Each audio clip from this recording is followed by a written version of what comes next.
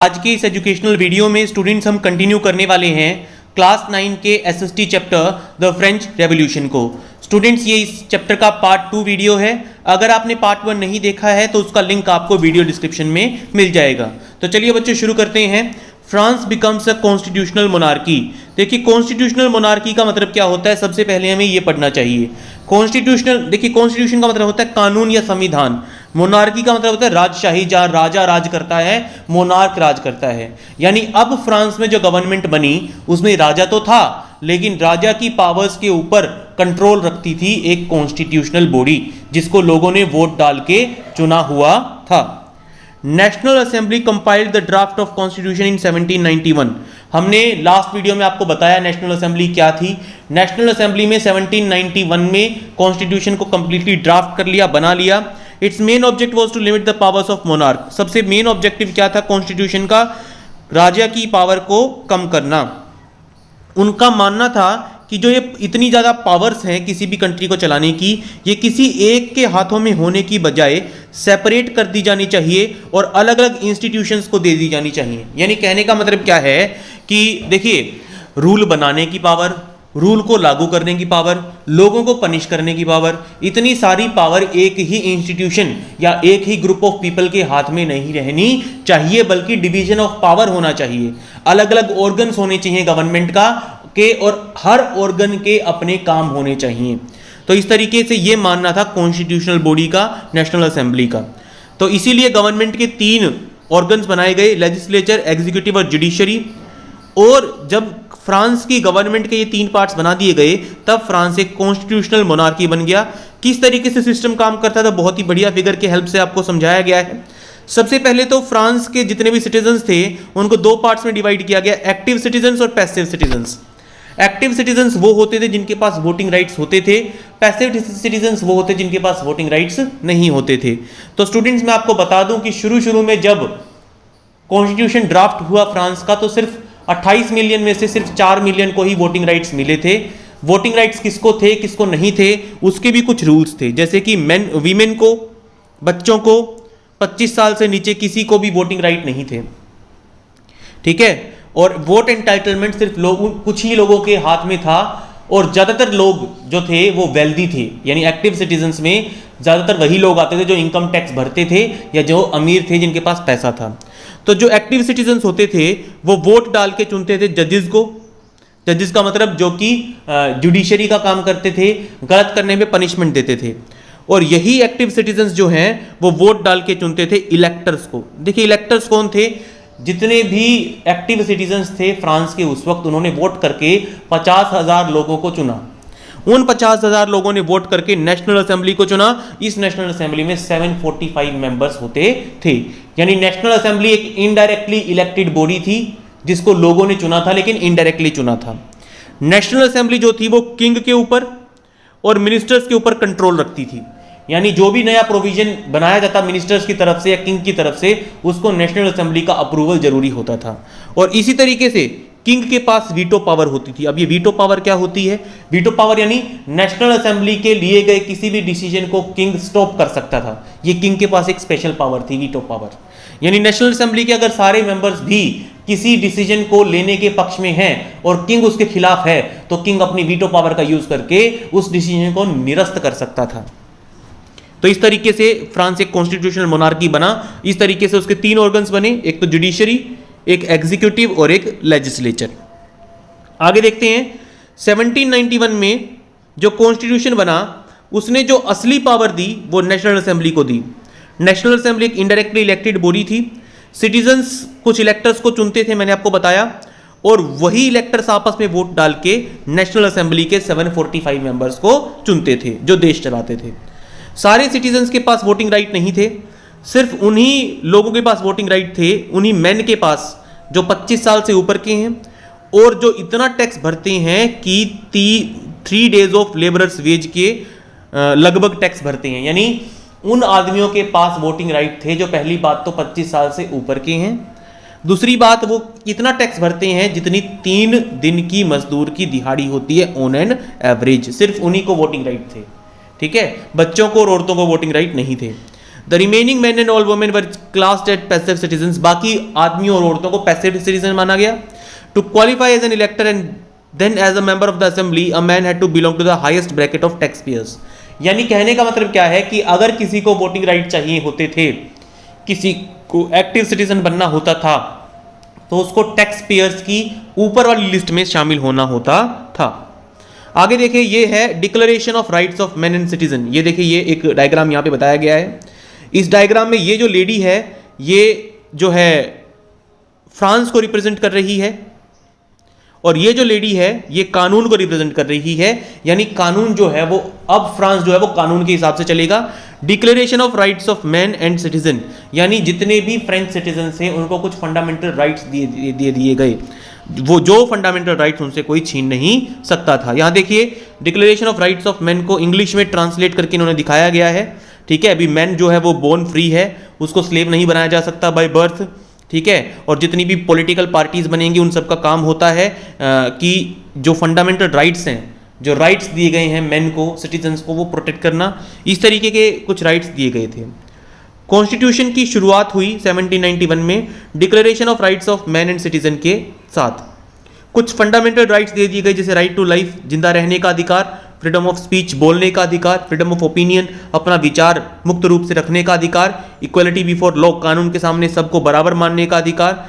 ये नेचुरल और inalienable rights थे, यानी ये ऐसे राइट्स थे जो नेचुरली किसी भी कंट्री के सिटीजन को मिलने चाहिए और इनको किसी से अलग नहीं किया जा सकता था। और हर एक ह्यूमन बीइंग को बाय बर्थ ये राइट्स मिल सकते थे और इनको उनसे छीना नहीं जा सकता था। It was the duty of the state to protect each citizens natural rights, और जो ये राइट्स दिए थे कॉन्स्टिट्यूशन ने अपने देश की जनता को, उस देश की जनता के इन राइट्स को प्रोटेक्ट करने का काम था जुडिशरी का। ठीक है, जुडिशरी इनको प्रोटेक्ट करती थी। आगे आता है आपका कुछ पॉलिटिकल सिंबल्स। देखिए, पॉलिटिकल सिंबल्स यहाँ पे क्यों इंपॉर्टेंट थे। जिस वक्त ये कॉन्स्टिट्यूशनल मोनार्की बना फ्रांस 1791 में, उस वक्त फ्रांस की एक बहुत बड़ी पॉपुलेशन लिखना पढ़ना नहीं जानती थी, एजुकेटेड नहीं थी। तो उन लोगों के समझने के लिए कुछ पॉलिटिकल सिंबल्स बनाए गए, जैसे कि ब्रोकन चेन। ब्रोकन चेन एक पॉलिटिकल सिंबल था जिसका मतलब था कि अब आप गुलामी से आज़ाद हो गए हैं। ठीक है, यहाँ पे एक bundle of rods and fasces, इसका मतलब क्या था कि अब हम सब यूनाइटेड हैं। ठीक है, और यूनाइटेड रह के हम किसी का भी सामना कर सकते हैं।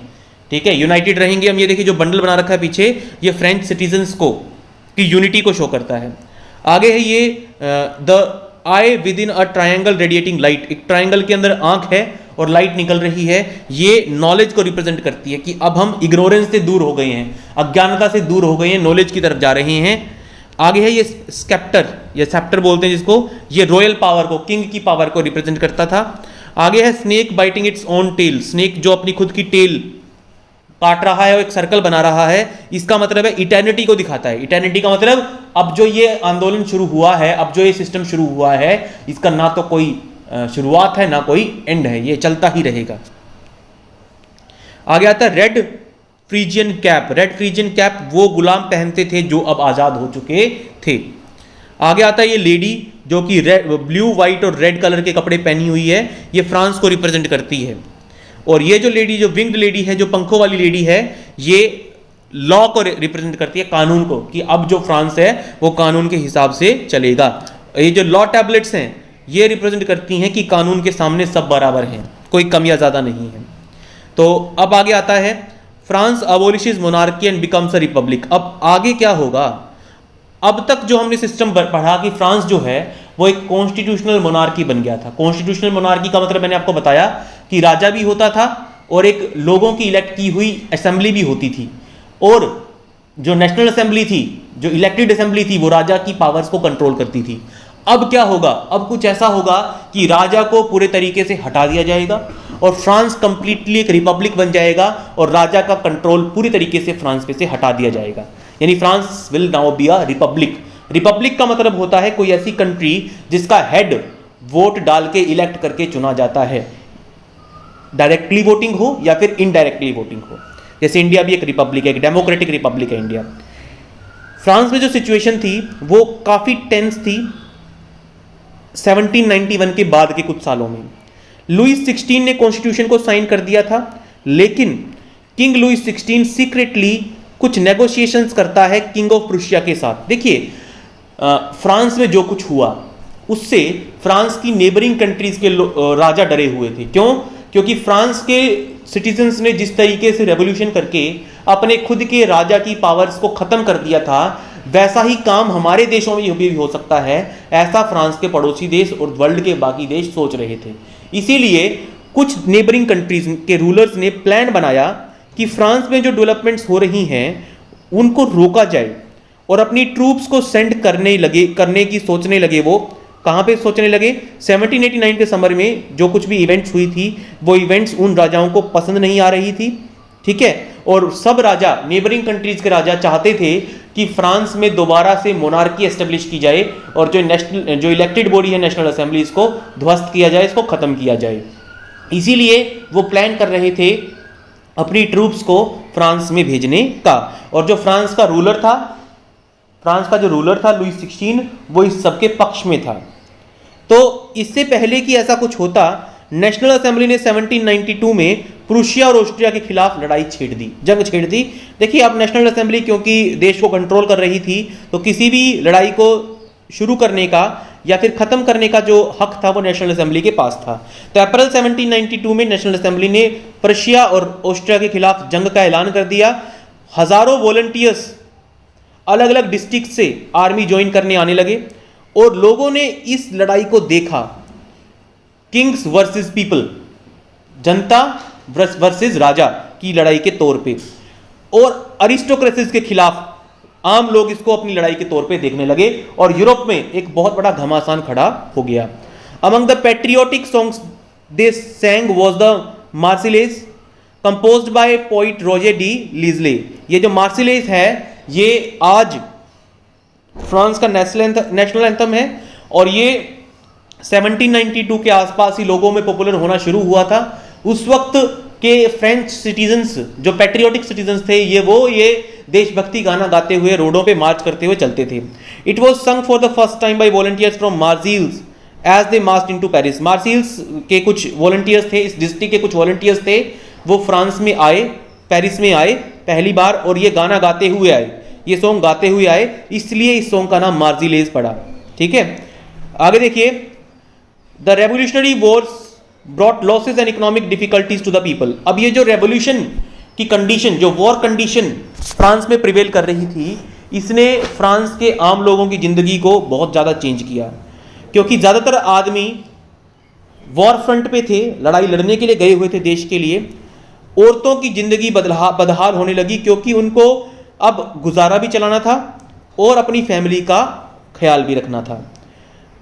पॉपुलेशन का एक बहुत बड़ा पार्ट ये मानता था कि रेवोल्यूशन को आगे बढ़ाना है, अभी खत्म नहीं हुआ है सब कुछ, क्योंकि 1791 का जो कॉन्स्टिट्यूशन था उसने सिर्फ rich sections of the society को ही वोटिंग राइट्स दिए थे।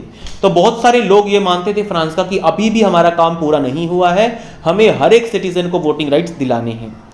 पॉलिटिकल क्लब्स बनने लगे, पॉलिटिकल क्लब्स मतलब कुछ पॉलिटिकल ग्रुप्स बनने लगे जिनकी सिमिलर थिंकिंग होती थी, वो लोग एसोसिएशंस बनाने लगे, यूनियन बनाने लगे जिनकी सोच एक जैसी होती थी, और लोग रैली करने लगे। रैली मतलब एक ही पॉइंट पे डिस्कस करने लगे एक दूसरे के साथ। लोग आपस में गवर्नमेंट की पॉलिसीज को डिस्कस करते थे और गवर्नमेंट की पॉलिसीज के हिसाब से अपना प्लान ऑफ एक्शन डिसाइड करते थे कि गवर्नमेंट ने जो नया डिसीजन लिया है ये सही है या नहीं है, इसका हमें विरोध करना है कि इसका हमें समर्थन देना है। ठीक है, इस तरीके से लोग आपस में डिस्कशंस करते थे। The most successful of these clubs was that of the Jacobins. सबसे इंपॉर्टेंट पॉलिटिकल क्लब बना जैकोबिन्स क्लब। जैकोबिन्स क्लब का नाम पड़ा सेंट जैकब के नाम पे। पेरिस में सेंट जैकब का एक कॉन्वेंट था। कॉन्वेंट का मतलब होता है एक बिल्डिंग जो कि रिलीजियस पर्पस के लिए बनाई गई हो। तो सेंट जैकब के नाम से जैकोबिन्स क्लब बना, और ये जैकोबिन्स क्लब की जो मीटिंग्स ज़्यादातर होती थी वो एक कॉन्वेंट में होती थी जो कि सेंट जैकब का एक कॉन्वेंट था, एक रिलीजियस बिल्डिंग थी। औरतें भी, फ्रेंच वीमेन भी काफ़ी एक्टिवली पार्टिसिपेट कर रही थी इस पीरियड के दौरान, पॉलिटिकल थिंकर्स के तौर पे काफ़ी सामने आई और कुछ विमेन क्लब्स भी बने। इस चैप्टर के आगे आने वाले सेक्शन 4 में हम बताएंगे कि विमेन ने अपने क्लब्स में क्या क्या डिमांड्स रखी, उनकी क्या क्या डिमांड्स थी। The members of the Jacobin club belonged mainly to the less prosperous sections of the society. Jacobin clubs के जो मेंबर्स थे वो ज़्यादातर गरीब लोग होते थे, poor sections of the society Jacobins club के मेंबर थे। कौन कौन आते थे जैकोबिन्स में? स्मॉल शॉपकीपर, छोटे दुकानदार, आर्टिजन्स जैसे कि जूते बनाने वाले, पेस्ट्री कुक्स, वॉच मेकर्स घड़ियां बनाने वाले, प्रिंटर्स प्रिंटिंग करने वाले, नौकर, डेली वेज वर्कर्स दिहाड़ी पे मजदूरी करने वाले। इनका जो लीडर था जैकोबिन्स का, वो था मैक्सिमिलियन रोबेस्पियरे। काफी इंपॉर्टेंट बंदा है ये फ्रेंच हिस्ट्री में, Maximilian रोबेस्पियरे। A large group among the Jacobins decided to start wearing long striped trousers. Jacobins club के बहुत सारे लोगों ने लॉन्ग स्ट्राइप्ड ट्राउजर्स, देखिए देखिए लंबी लंबी, और देखिए इन पे स्ट्राइप्स बनी हुई है, देखिए ये स्ट्राइप्स बनी हुई इनके ऊपर, धारियां बनी हुई इनके ऊपर, इस तरह की ट्राउजर्स पहनना डिसाइड किया। इस तरह की ट्राउजर्स उन दिनों डॉक वर्कर्स पहना करते थे, जो पोर्ट्स पे काम करते थे, डॉक्स पे काम करते थे, बंदरगाह पे काम करते थे, वहां पे इस तरह की ट्राउजर्स पहनी जाती थी।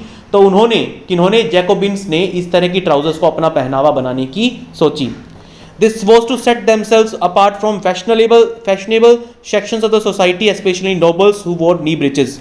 ये जो उन्होंने फैशन ट्रेंड सेट किया था नया, ये अपने आप को जैकोबिन्स को अलग दिखाने के लिए शुरू किया गया था, खासकर नोबल्स से अलग दिखाने के लिए, क्योंकि उन दिनों के नोबल्स जो थे वो नी ब्रीचेस पहना करते थे। स्टूडेंट्स, अब नी ब्रीचेस होते हैं ये देखिए, ये नी ब्रीचेस होते हैं, यहाँ देखिए, ये उन दिनों के फ्रांस के नोबल्स पहना करते थे। इस पहनावे को नी ब्रीचेस कहा जाता है, ठीक है। घुटने तक की जो है जो ट्राउजर्स है वो लोग पहना करते थे। आगे देखिए यहाँ पे एक विमेन की बनाई हुई पेंटिंग है, ये एक विमेन की बनाई हुई पेंटिंग है, ये काफी फेमस थी फ्रांस में, ठीक है। It was a way of proclaiming the end of the power wielded by the wearers of knee breeches. वो कहते थे, जैकोबिन्स क्लब के मेंबर्स कहते थे कि नी ब्रीचेस पहनने वालों ने जो पावर आज तक हमारे ऊपर दिखाई है, अब वो खत्म होने जा रही है। ये उनके पहनावे से वो दिखाना चाहते थे। These Jacobins came to be known as sans culottes. Sans का मतलब होता है विदाउट, culottes का मतलब होता है नी ब्रीचेस। यानी जो जैकोबिन्स लॉन्ग स्ट्राइप्ड ट्राउजर्स पहनते थे उनको सेंस कुलॉट्स कहा जाने लगा। सेंस कुलॉट्स का मतलब होता है विदाउट नी ब्रीचेस। सेंस कुलॉट्स मैन जो होते थे वो रेड कैप भी पहनते थे। रेड कैप का मतलब होता है लिबर्टी की, अब हम आज़ाद हो गए हैं, लेकिन विमेन को रेड कैप पहनने की इजाज़त नहीं थी उन दिनों में। 1792 के समर में जैकोबिन्स ने इंसरेक्शन प्लान किया। इंसरेक्शन का मतलब जो उस वक्त रूल कर रही थी कंट्री को, उसके खिलाफ एक वॉयलेंट स्ट्रगल उन्होंने प्लान किया। पेरिस के बहुत सारे सिटीजन्स को साथ में ले लिया गया, जो कि शॉर्ट सप्लाईज और फूड के बढ़ते हुए दाम से परेशान थे। अगस्त 10 की मॉर्निंग को, अगस्त 10 1792 की मॉर्निंग को पैलेस ऑफ टुलेरिस के ऊपर अटैक कर दिया इन जैकोबिन्स ने। किंग के गार्ड्स को मार डाला गया और किंग को बंदी बना लिया, कई घंटों तक बंदी बना के रखा। बाद में जो नेशनल असेंबली थे उसने रॉयल फैमिली के सारे मेंबर्स को जेल में डाल देने की सजा सुनाई। अब जेल में क्यों डाला गया रॉयल फैमिली के मेंबर्स को? क्योंकि उन्होंने देश के खिलाफ कॉन्स्पिरेसी की थी, षड्यंत्र किया था। क्या षड्यंत्र किया था? मैंने आपको बताया कि लुईस 16 ने सीक्रेटली किंग ऑफ पर्शिया के साथ एक नेगोशिएशन साइन की थी कि आप मेरे देश में घुस के मेरा रूल दोबारा से एस्टेब्लिश करवाइए। इलेक्शंस हुए, ठीक है, दोबारा। अब की बार जो इलेक्शंस हुए, इन इलेक्शंस में 21 ईयर्स से ज्यादा के हर मैन को वोटिंग राइट्स दे दिए गए, चाहे उसके पास वेल्थ हो या ना हो, लेकिन विमेन को अभी भी वोटिंग राइट्स नहीं दिए गए थे। जो न्यूली इलेक्टेड असेंबली थी उसको कन्वेंशन कहा गया। जैसे सबसे पहले जो असेंबली बनी थी, इलेक्टेड असेंबली बनी थी, उसको नेशनल असेंबली कहा जाता था। उस नेशनल असेंबली को चुनने के लिए एक्टिव सिटीजन्स वोट करते थे। 25 साल से ऊपर के 3 दिन की मजदूर की दिहाड़ी के बराबर टैक्स देने वाले लोग वोट करते थे। अब जो नए इलेक्शंस हुए, इनमें जो असेंबली बनी, जो यूनियन बनी, जो इलेक्टेड बॉडी बनी, उसको कन्वेंशन कहा जाने लगा। और कन्वेंशन के इलेक्शंस में 21 साल के ऊपर के सभी मेन को वोटिंग राइट्स दे दिए गए थे। 21 सितंबर 1792 को मोनार्की खत्म कर दी गई बिल्कुल, और फ्रांस को एक रिपब्लिक डिक्लेयर कर दिया गया। रिपब्लिक एक ऐसी गवर्नमेंट होती है जहां लोग अपना नेता, अपना राजा, अपना नेता, अपना हेड कुछ खुद चुनते हैं और वही राजकाज संभालता है। कोई हेरिडिटरी मोनार्की नहीं होती। ऐसे देश में कोई राजा नहीं बनता, राजा के बाद राजा का बेटा राजा नहीं बनता। हेरिडिटरी का मतलब बेटे के बाद पोता, पोते के बाद पटपोता, वो हेरिडिटरी होता है। तो कोई हेरिडिटरी मोनार्की नहीं होती। You can try and find out some other countries that are republics and investigate when and how they become so. अगर आप चाहें तो ये आपको सजेशन दे रहा है कि आप कुछ और कंट्रीज़ के बारे में पढ़ सकते हैं, क्योंकि स्टूडेंट्स जितनी भी कंट्रीज़ रिपब्लिक्स हैं इस वर्ल्ड में, उनमें से ज़्यादातर ने कहीं ना कहीं स्ट्रगल जरूर किया है। जैसे फ्रांस का स्ट्रगल हम पढ़ रहे हैं, फ्रांस का रेवोल्यूशन हम पढ़ रहे हैं, वैसे ही ज़्यादातर कंट्रीज़ ने कुछ ना कुछ स्ट्रगल जरूर किए हैं ऐसा पाने के लिए। लुईस 16 को मौत की सज़ा दी गई ट्रीजन के लिए, ट्रीजन यानी षड्यंत्र के लिए सरकार के खिलाफ। 21 जनवरी 1793 को उसको पब्लिकली पैलेस डीला कॉनकॉर्ड में फांसी दे दी गई। उसकी जो राजधानी थी मैरी एंटोनिएट, उसको भी फांसी की सजा दे दी गई कुछ टाइम बाद। द रेन ऑफ टेरर, अब लोगों को ये लग रहा था कि जो हो रहा है फ्रांस में वो बेहतरी के लिए हो रहा है, लेकिन हुआ इससे उल्टा।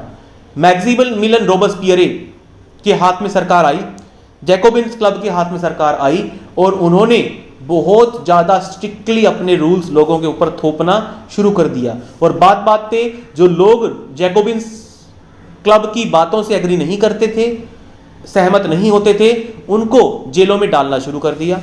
यानी जैसा फ्रेंच सिटीजन ने सोचा था वैसा कुछ नहीं हुआ, बल्कि वो एक डर के साए में जीने लगे। 1793 से 1794 का जो पीरियड था फ्रांस में, उसका रेन ऑफ टेरर नाम रखा गया है। रोबेस्पियरे ने सीवियर कंट्रोल यानी बहुत जबरदस्त कंट्रोल एस्टेब्लिश किया और पनिशमेंट, सीवियर पनिशमेंट देने लगा अपने सिटीजन्स को, जिनको भी वो अपने दुश्मन समझता था, रिपब्लिक के दुश्मन समझता था, जैसे कि nobles, clergyman, members of other political parties, अपनी पार्टी के वो मेंबर्स जो उसकी बातों से एग्री नहीं करते थे, उनको अरेस्ट करवा देता था, जेल में डलवा देता था। और रेवोल्यूशनरी ट्रिब्यूनल में एक अलग से कोर्ट बनाया गया, उस कोर्ट में उनके ऊपर केस चलवाया करता था। यानी मैक्सिमिलियन रोबेस्पियरे हर उस आदमी के ऊपर जो है हर उस आदमी को सजा दिलवा रहा था जो उसकी कामों से सहमत नहीं होता था। अगर कोर्ट में उनको गिल्टी साबित कर दिया जाता तो उनको जिलेटिन कर दिया जाता था। जिलेटिन का मतलब क्या होता है? जिलेटिन एक इंस्ट्रूमेंट होता था जो डॉक्टर जिलेटिन ने बनाया था, उसने इन्वेंट किया था।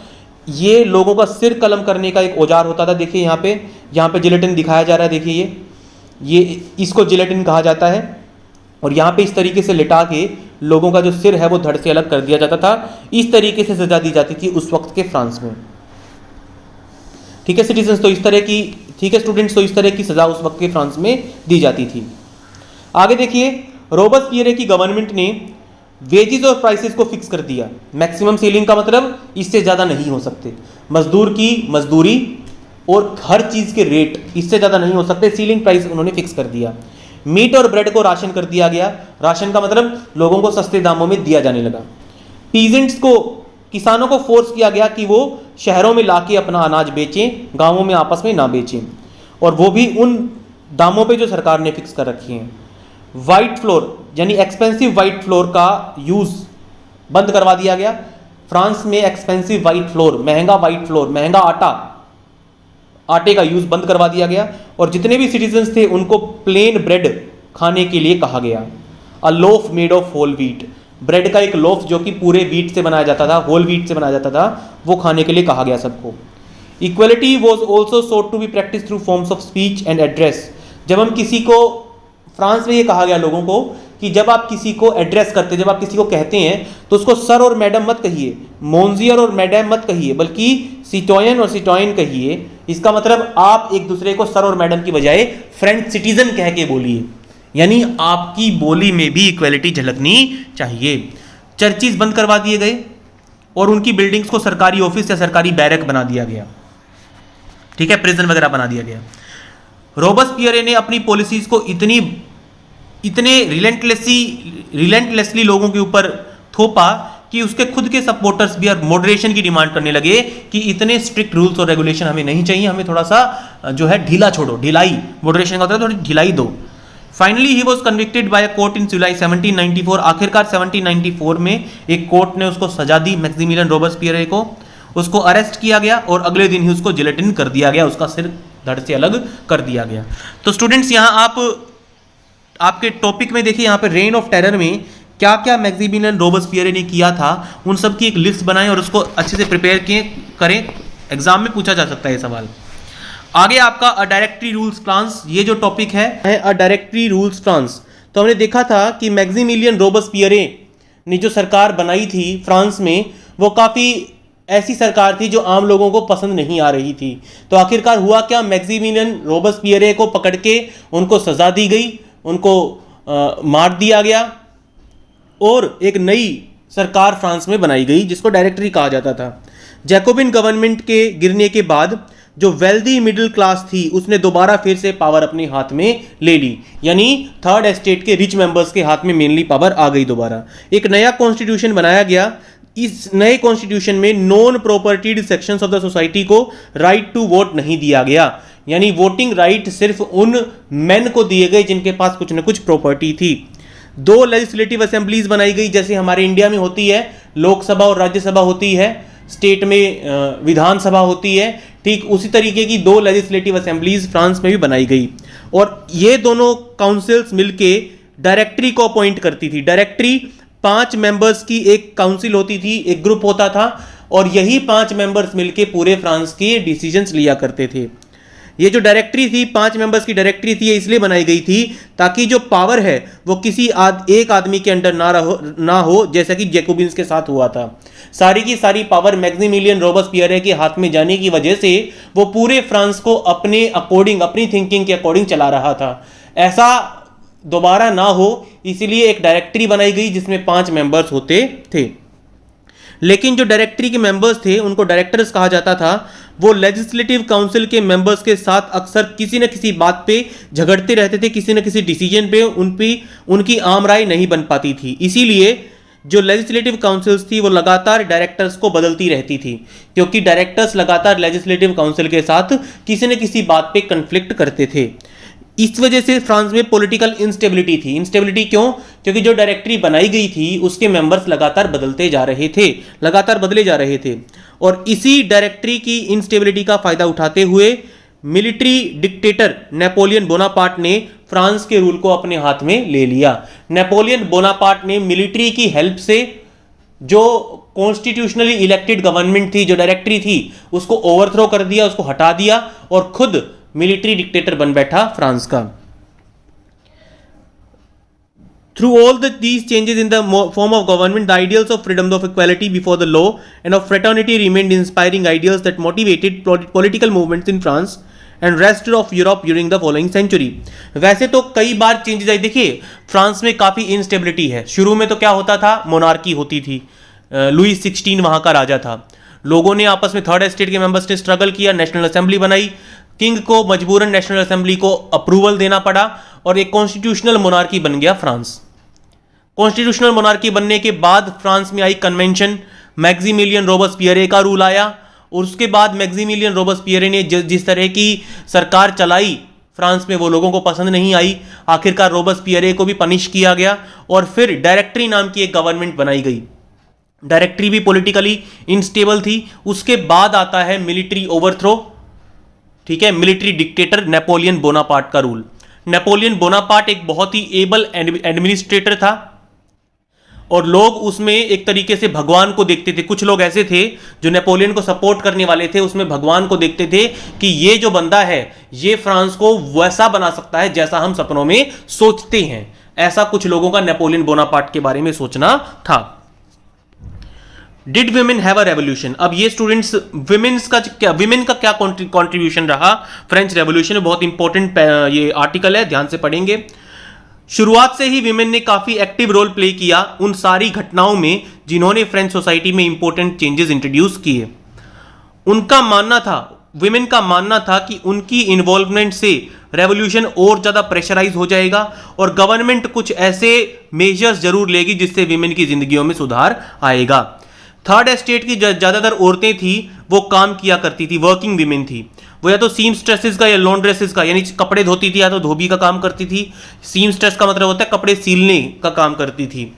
फ्लावर्स बेचती थी, फ्रूट्स बेचती थी, सब्जियां बेचती थी मार्केट में, या फिर अमीर आदमियों के घरों में डोमेस्टिक हेल्प का काम करती थी, ठीक है, घरों में झाड़ू पोछा बर्तन वगैरह का काम करती थी। ज्यादातर जो विमेन थी उन दिनों की थर्ड एस्टेट की, उनको पढ़ने लिखने की और जॉब ट्रेनिंग करने की इजाजत नहीं थी। सिर्फ नोबल्स की जो बेटियां होती थी और थर्ड एस्टेट के जो अमीर आदमियों की बेटियां होती थी वही कॉन्वेंट स्कूल्स में, कॉन्वेंट प्लेसेस में पढ़ पाती थी, और उसके बाद उनकी शादी करने की जिम्मेदारी भी उनके परिवार वालों की होती थी। उन औरतों को भी अपने परिवार वालों की मर्जी के लड़के से शादी करनी पड़ती थी। जो वर्किंग वीमेन होती थी उनको काम तो करना ही पड़ता था, साथ ही साथ अपनी फैमिली के लिए खाना पकाना, पानी लेके आना, ब्रेड के लिए लाइन में खड़े रहना और बच्चों की देखभाल करना, ये सारा काम भी वर्किंग वीमेन का ही होता था। और उनकी जो वेजेस होती थी, उनकी जो दिहाड़ी होती थी, वो मेन से काफ़ी कम दी जाती थी। In order to discuss and voice their interest, women started their own political clubs and newspapers.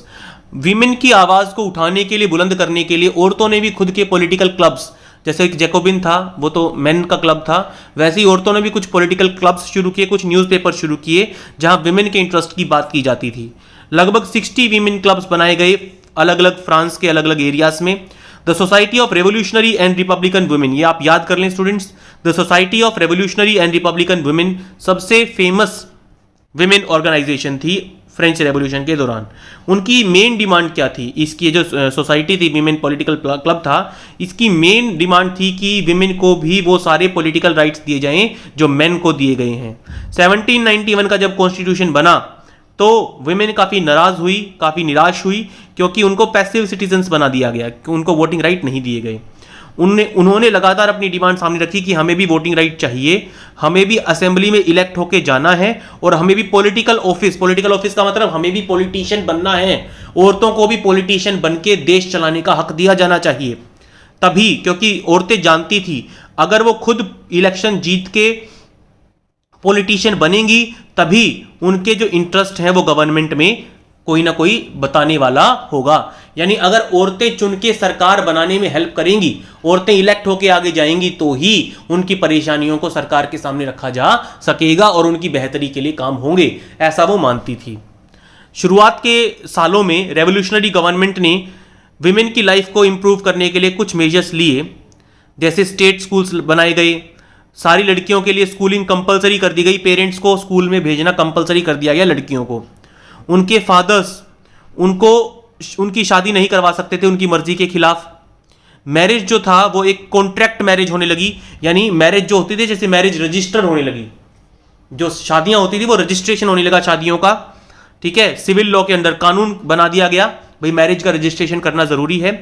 Divorce जो था वो लीगल बना दिया गया, और मेन या वुमेन कोई भी डिवोर्स ले सकता था अगर वो मैरिड लाइफ से सेटिस्फाइड नहीं है। तो विमेन जॉब ट्रेनिंग कर सकती थी, आर्टिस्ट बन सकती थी और अपने खुद के छोटे मोटे बिजनेस भी शुरू कर सकती थी। ये सारे राइट्स दिए गए विमेन को बीच में। इक्वल पॉलिटिकल राइट्स पाने का विमेन का स्ट्रगल आगे भी जारी रहा, क्योंकि उनको बहुत सारे हक दिए गए लेकिन अभी भी बहुत सारी चीजें उनसे छीन ली गई थी। लेकिन रेन ऑफ टेरर के दौरान, रेन ऑफ टेरर यानी मैक्सिमिलियन रॉबस्पियर के रूल के दौरान, नई गवर्नमेंट ने विमेन क्लब्स को बंद करवा दिया गया। विमेन से जुड़ी जितनी भी पॉलिटिकल एक्टिविटीज थी वो सारी बंद करवा दी गई, और जो मेन प्रोमिनेंट विमेन थी जो स्ट्रगल कर रही थी उनको अरेस्ट करके उनमें से काफियों को सजा भी दी गई, एग्जीक्यूट भी कर दिया गया। यानी रेन ऑफ टेरर के दौरान मैक्सिमिलियन रॉबस्पियर ने विमेन को जो हक दिए गए थे वो सारे दोबारा छीन लिए। विमेन की मूवमेंट्स वोटिंग राइट के लिए, इक्वल वेजेस के लिए अगले 200 सालों तक चलती रही दुनिया के अलग अलग हिस्सों में। वो अपने वोटिंग राइट पाने के लिए लगातार लड़ती रही। इंटरनेशनल सफरेज मूवमेंट भी हुआ, इंटरनेशनल सफरेज मूवमेंट हुआ 19th और 20th सेंचुरीज के दौरान। इस मूवमेंट के दौरान औरतों का मेन जो डिमांड था वो यही था कि अलग अलग कंट्रीज में हमें भी वोटिंग राइट दिए जाने चाहिए। तो फ्रेंच वुमेन की जो पॉलिटिकल एक्टिविटीज थी रेवोल्यूशनरी ईयर्स के दौरान वो काफ़ी इंपॉर्टेंट थी और काफ़ी इंस्पिरेशन वाला काम किया बहुत सारी फ्रेंच विमेन ने। 1946 में जाके देखिए, 1789 में स्ट्रगल शुरू हुआ था फ्रेंच रेवोल्यूशन का, 1946 में जाके विमेन को वोटिंग राइट दिए गए, काफ़ी बाद में जाके। आगे आता है, ये देखिए यहाँ पे एक पिक्चर में दिखा रखा है कि विमेन किस तरीके से जो है क्यू अप कर रही हैं एक बेकरी के लिए। यहाँ पे स्टूडेंट्स एक विमेन के बारे में बता रखा है, ओलंपे डी गोज। ठीक है, ये एक रेवोल्यूशनरी वुमेन थी, काफ़ी इंपॉर्टेंट पॉलिटिकली एक्टिव विमेन थी रेवोल्यूशन के दौरान फ्रांस में। उन्होंने जो declaration of rights of man and citizen pass हुआ था जिसमें विमेन को वोटिंग राइट नहीं दिए गए थे, तो उसके खिलाफ इन्होंने आवाज़ उठाई और इन्होंने अपना खुद का एक डिक्लेरेशन बनाया, declaration of rights of women and citizen. ठीक है, और नेशनल असेंबली के सामने उसको पेश भी किया गया। जैकोबिन गवर्नमेंट के खिलाफ इन्होंने आवाज़ उठाई, ठीक है, लेकिन नेशनल कन्वेंशन ने इनको सज़ा दी गई। नेशनल कन्वेंशन ने, जो कन्वेंशन गवर्नमेंट थी, उस दौरान इनको सज़ा दी गई और इनको पनिश कर दिया गया, इनको फांसी की सज़ा दे दी गई। आगे आता है एबोलिशन ऑफ स्लेवरी, यानी देखिए उन दिनों स्लेवरी काफ़ी इंपॉर्टेंट बिजनेस था फ्रांस में। प्लांटेशन आपको पता होगा, एक बहुत बड़े इलाके में, 8th क्लास में आपने पढ़ा है, एक बहुत बड़े इलाके में रबर की शॉप, सेब की, इस तरह की खेती की जाती है। और अक्सर प्लांटेशन ओनर्स को अपनी प्लांटेशंस पे काम करने के लिए मजदूरों की ज़रूरत होती है। तो पढ़ते हैं एबोलिशन ऑफ स्लेवरी के बारे में। सबसे इंपॉर्टेंट रेवोल्यूशनरी रिफॉर्म जो आया जैकोबिन गवर्नमेंट के दौरान, वो था स्लेवरी का खत्म होना। जैकोबिन्स ने, यानी मैक्सिमिलियन रोबेस्पियर ने स्लेवरी को खत्म किया फ्रेंच कॉलोनीज में। फ्रेंच कॉलोनीज का मतलब फ्रांस के अंदर, और जो कंट्रीज फ्रांस की गुलाम थी उनके अंदर भी। कैरेबियन जिसको हम वेस्ट इंडीज के आसपास वाली जो जगह है उसको कैरेबियन बोलते हैं। कैरेबियन में जैसे कि मार्टिनिक में, ग्वाडेलोप में और सेंट डोमिंगो में ये इंपॉर्टेंट सप्लायर्स थे। यहाँ पे मेनली टबैको, इंडिगो, शुगर और कॉफ़ी का सप्लाई होता था। लेकिन यूरोपियंस जो थे स्टूडेंट्स, यूरोपियंस दूर वाली जगहों पे जाके, अनफेमिलियर जगहों पे जाके काम करना पसंद नहीं करते थे, ठीक है। इसीलिए ट्रायंगुलर स्लेव ट्रेड चलती थी यूरोप, अफ्रीका और अमेरिका में, यानी अफ्रीका से, अमेरिका से यूरोप के बीच में स्लेव ट्रेड होती थी, यानी आदमियों को खरीदा और बेचा जाता था, गुलामों को खरीदा और बेचा जाता था।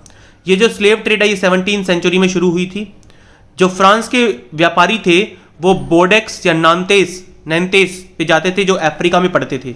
ये दोनों पोर्ट्स अफ्रीका में पड़ते थे और वहाँ के लोकल चीफ्स से गुलाम खरीद के लेके आते थे। यानी फ्रांस के जो मर्चेंट्स थे वो बोर्डेक्स और नैंतेस में जाते थे। ये अफ्रीका की पोर्ट सिटीज़ हैं। ये दोनों पोर्ट सिटीज़ स्लेव ट्रेड के लिए ही जानी जाती थी। तो वो फ्रेंच मर्चेंट्स वहाँ जाते और वहाँ के लोकल चीफ्स से स्लेव्स को खरीदते थे।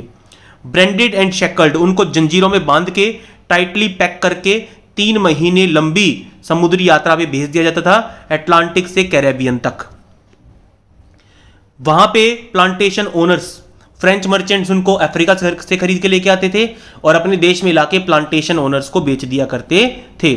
स्लेव्स का शोषण करके ही जो ग्रोइंग डिमांड थी लेबर की यूरोप में, वो पूरी की जा रही थी। शुगर, कॉफी और इंडिगो प्लांटेशंस में स्लेव्स ही काम किया करते थे। पोर्ट सिटीज जो थी बोर्डेक्स और नैंतेस, यहाँ पे इकोनॉमिक प्रॉस्पेरिटी, यानी यहाँ पे जो दोनों पोर्ट काफ़ी अमीर हो गए थे, यहाँ पे काफ़ी लेन देन होता था। मेनली स्लेव ट्रेड के लिए ये जाने जाते थे। 18th सेंचुरी के दौरान स्लेवरी के खिलाफ आवाज़ उठी फ्रांस में, लेकिन काफ़ी छोटे लेवल पे। नेशनल असेंबली में काफ़ी लंबे लंबे डिबेट्स हुए कि जो राइट्स ऑफ मैन हमने डिक्लेयर किया है वो सारे फ्रेंच सब्जेक्ट्स को दिया जाना चाहिए, फ्रेंच की कॉलोनीज को भी दिया जाना चाहिए, या सिर्फ फ्रांस में ही लागू होना चाहिए। देखिए स्टूडेंट्स, जो declaration of right of man and citizen था, जो नेशनल असेंबली ने पास किया था फ्रांस में, अगर वो फ्रांस के साथ साथ फ्रेंच कॉलोनीज में भी पास कर दिया जाता तो स्लेव ट्रेड अपने आप ही खत्म हो जाती। लेकिन नेशनल असेंबली ने ऐसा नहीं किया। नेशनल असेंबली ने जो declaration of rights of man and citizen था वो सिर्फ फ्रांस में ही पास किया। उसने ये लॉज अपनी कॉलोनीज में पास नहीं किया, क्योंकि उसको पता था कि जिन बिजनेसमैन का काम स्लेव से चल रहा है वो बिजनेसमैन जो है सरकार के खिलाफ हो जाएंगे, सरकार को गिराने की कोशिश करेंगे। आखिरकार कन्वेंशन जब आई देश में, कन्वेंशन गवर्नमेंट जब आई देश में 1794 में आई थी ये, उसने सारे स्लेव्स को फ्री डिक्लेयर कर दिया जो कि फ्रेंच कॉलोनीज में गुलाम बनाए गए थे। यानी एक तरीके से कन्वेंशन ने 1794 में स्लेव ट्रेड को बंद करवा दिया। लेकिन ये जो स्लेव ट्रेड के ऊपर बैन लगा था ये शॉर्ट टर्म बैन साबित हुआ, क्योंकि 10 साल बाद नेपोलियन ने स्लेवरी को दोबारा शुरू करवाया। प्लांटेशन ओनर्स ये मानते थे कि निग्रोज को, अफ्रीकन निग्रोज को स्लेव बनाना उनका एक राइट है, उनकी इकोनॉमिक प्रॉस्पेरिटी के लिए, उनके इकोनॉमिक इंटरेस्ट के लिए जरूरी है। आखिरकार नेपोलियन बोनापार्ट के बाद 1848 में स्लेव्स ट्रेड को बिल्कुल बंद कर दिया गया। आगे आता आपका रेवोल्यूशन एंड एवरीडे लाइफ, यानी फ्रेंच रेवोल्यूशन ने एवरीडे लाइफ पे क्या असर डाला। क्या पॉलिटिक्स लोगों के पहनावे को बदल सकती है? क्या पॉलिटिक्स लोगों की लैंग्वेज को बदल सकती है? क्या पॉलिटिक्स उनकी बुक्स को बदल सकती है? बिल्कुल कर सकती है। पॉलिटिक्स की वजह से लैंग्वेज में, पॉलिटिक्स की वजह से लोगों के पहनावे में, पॉलिटिक्स की वजह से लोगों की थिंकिंग में, बुक्स में, हर चीज़ में चेंज आ सकता है।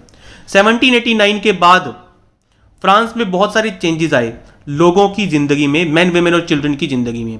रेवोल्यूशनरी गवर्नमेंट्स ने ऐसे कानून पास किए जिसकी वजह से लिबर्टी और इक्वालिटी के जो आइडियाज थे वो पूरे फ्रांस में फैलने लगे। एक इंपॉर्टेंट लॉ जो कि पास किया गया बास्टील की स्टॉर्मिंग के बाद, बास्टील की जेल को गिराने के बाद, 1789 में ये सब करने के बाद abolition of censorship. Abolition of censorship का मतलब जितने भी ओल्ड रिजाइम के दौरान जितने भी रिटन मटेरियल छपा करते थे, बुक्स, न्यूज़पेपर, प्लेज, उनको पहले अप्रूव करवाना पड़ता था किंग के सेंसर्स से। किंग के आदमी पहले रिटन मटेरियल को अप्रूव करते थे, उसके बाद उनको छापा जाता था, प्रिंट किया जाता था। लेकिन स्टॉर्मिंग ऑफ बास्टील के बाद ये जो सेंसरशिप थी इसको हटाया गया और लोगों को फ्रीडम दी गई अपने विचारों को मुक्त रूप से लिख के दुनिया तक प्रिंट करवा के भेजने का। Declaration of right of man and citizen ने फ्रीडम ऑफ स्पीच दिया लोगों को और फ्रीडम ऑफ एक्सप्रेशन दिया। अब न्यूज़पेपर छपने लगे, पैम्फलेट्स छपने लगी, बुक्स छपने लगी, प्रिंटेड पिक्चर्स छपने लगी। फ्रांस में एक बाढ़ सी आ गई ऐसी चीज़ों की, ऐसी मटेरियल की, ठीक है, जो रैपिडली ट्रेवल कर रही थी टाउन्स से कंट्री साइड में, टाउन्स से गांवों में। ऐसी इवेंट्स और ऐसे चेंजेस जो कि फ्रांस में हो रहे थे वो फ्रांस के अलग अलग शहरों में, फ्रांस के अलग अलग विलेजेस में पहुंचाए जाने लगे प्रेस के थ्रू। प्रेस की फ्रीडम की वजह से जो ओपोजिंग व्यूज थे, ओपोजिंग यानी सरकार के खिलाफ जिन लोगों का कुछ मानना था वो सरकार के खिलाफ भी लिख के छपवा सकते थे। Each side sought to convince the others of its position through the medium of print. Government के जो लोग थे वो प्रिंट मीडिया के जरिए, प्रेस के जरिए कन्विंस करने की कोशिश करते कि जो कुछ हम कर रहे हैं वो बहुत बढ़िया कर रहे हैं, और जो ओपोजिशन में थे, गवर्नमेंट के खिलाफ थे, वो प्रिंट मीडिया के जरिए कोशिश करते थे कि लोगों को यह एहसास दिलाया जाए कि सरकार जो कुछ कर रही है वो बिल्कुल सही नहीं कर रही है। प्ले, सॉन्ग्स, फेस्टिव प्रोसेशंस में बहुत सारे लोग आया करते थे और इन जगहों पे लिबर्टी, जस्टिस, पॉलिटिकल फिलोसोफर्स के आइडियाज लगातार जो है वो प्रोपेगेट होते थे। ठीक है, यानी कहने का मतलब क्या है कि स्टार्टिंग में जो एजुकेटेड लोग थे वही रीड कर पाते थे, लेकिन धीरे धीरे जैसे जैसे फ्रेंच सोसाइटी में बदलाव आए, एजुकेशन फैलने लगी, तो कंट्री साइड में भी लोगों ने पढ़ना लिखना सीखा और जो आइडियाज थे लिबर्टी के, इक्वालिटी के, जस्टिस के, वो सब तक जाने लगे। आगे आपका आता है कंक्लूजन। कंक्लूजन में थोड़ा नेपोलियन बोनापार्ट के बारे में बताया गया है। 1804 में नेपोलियन बोनापार्ट अपने आप को फ्रांस का एम्परर बना देता है, डायरेक्टरी की पॉलिटिकल इंस्टेबिलिटी का फायदा उठाते हुए। इसके अलावा राजा बनने के बाद, डिक्टेटर बनने के बाद, देखिए इसको मिलिट्री डिक्टेटर कहेंगे, राजा नहीं कहेंगे, ठीक है, तो उसने नेबरिंग यूरोपियन कंट्रीज को अटैक करके हराने का एक जो है कैंपेन शुरू किया। उसने वहां पे जो डायनेस्टीज रूल करती थी उनको हटाया और नई किंगडम्स बनाई जहां पे उसने अपने फैमिली मेंबर्स को राजा बना के बैठा दिया। नेपोलियन ने अपने आप को मॉडर्नाइजर ऑफ यूरोप के तौर पे देखा। वो कहता था कि जो मॉडर्निटी आएगी, जो रेवोल्यूशन आएगा पूरे यूरोप में, वो मेरी वजह से आएगा, ऐसा नेपोलियन मानता था। उसने कई कानून बनाए जिनमें से काफी कानून बहुत अच्छे थे, जैसे protection of private property, private property को प्रोटेक्ट करने के लिए उसने कानून बनाए। Uniform system of weights and measures, decimal system, यानी उसने चीजों को तोलने का एक यूनिफॉर्म सिस्टम बनाया जो पूरे यूरोप में, पूरे फ्रांस में चलता था। शुरुआत में लोग नेपोलियन को एक लिबरेटर के तौर पे देखते थे जो लोगों को आज़ादी दिलाने का काम करेगा, लेकिन जल्दी ही नेपोलियन की आर्मीज को लोग इन्वेडर्स के तौर पे देखने लगे कि ये तो आक्रमणकारी है, इनका काम तो हमला करना और लोगों को बंदी बनाना है। आखिरकार कई देशों ने मिलकर वाटरलू की लड़ाई में 1815 में नेपोलियन बोनापार्ट को हरा दिया। उसके काफ़ी मेजर्स जो उसने लिए थे, ठीक है, उसने लिबर्टी के आइडियाज़ को, मॉडर्न लॉज के आइडियाज़ को यूरोप में दूर दूर तक फैलाया। देखिए, जो चीज़ फ्रांस में, सिर्फ फ्रांस में चल रही थी, नेपोलियन की वजह से वो आइडियाज़ यूरोप के अलग अलग हिस्सों में फैलने लगे। नेपोलियन जहाँ जहाँ गया, जिन जिन जगहों पे उसने अटैक किया या जिन जिन जगहों पे उसने रूल किया, वहाँ वहाँ उसने लिबर्टी के, इक्वालिटी के, जस्टिस के उन आइडियाज़ को भी प्रोपेगेट करवाया जो आइडियाज़ फ्रांस में पैदा हुए थे।